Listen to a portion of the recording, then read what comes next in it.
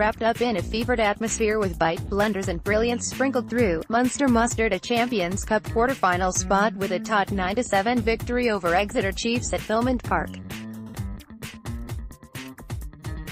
For the viewer, it was frantic and fantastic. Always pulsating, often messy, Johann van Graan's side toiled through a determined Premiership outfit. It was an uninspiring offensive performance that never looked likely to deliver a try. Winning ugly as opposed to winning accurately. However, Munster will not and should not care. By hook or by crook, this team get the job done. They are in the final 8 in Europe. England are once again limited to one representative in the quarter-finals. 15. Mike Haley 6 strong under the high ball and put his big boot to work with some long return kicks. Never really got an opportunity in attack. 14. Andrew Conway 6 Van Graan will be infuriated by the number of unnecessary errors they made throughout this game, and the same is true for Conway. He knocked on a take in the first half and knocked on at the base of the ruck in the second. Both were likely the result of over-eagerness, but it killed continuity. Sensational take to give Munster much-needed field position midway through the second half. Tried to chip over the top and kicked straight into touch.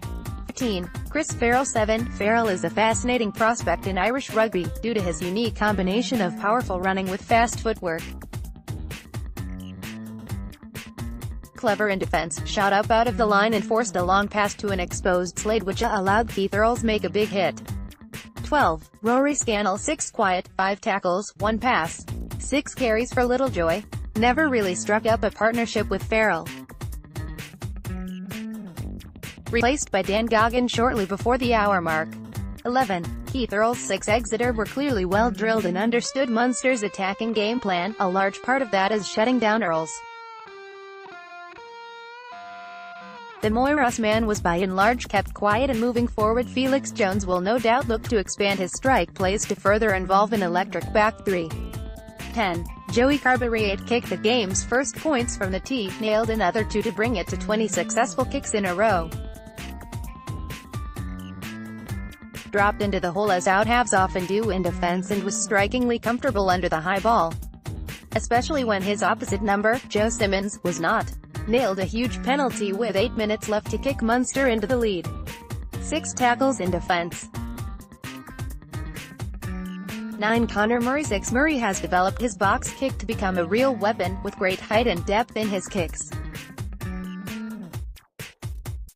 Yet his decision-making in attack was at times poor. He forced an inside pass to Keith Earls early in the second half which resulted in a squandered opportunity and a turnover. On the hour mark, he went alone down the blind side with Munster 5 meters short and got turned over again. Taken off with 15 minutes left for Albie Mathewson. A mixed bag. One Dave Kilcoyne 8 a phenomenal 17 tackles without missing one. The El Bohemian's man is in the form of his life.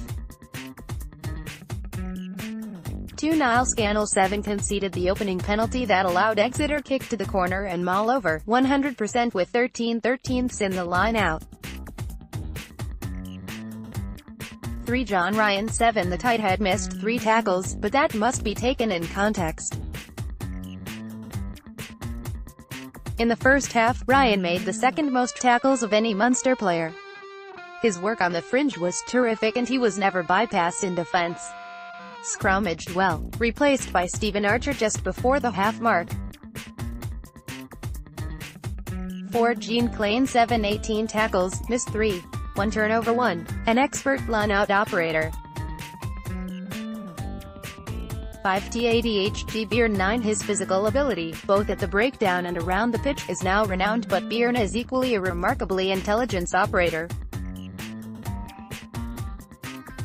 His timing is perfect. Whenever he commits to a poach he is either stealing the ball or delivering a penalty.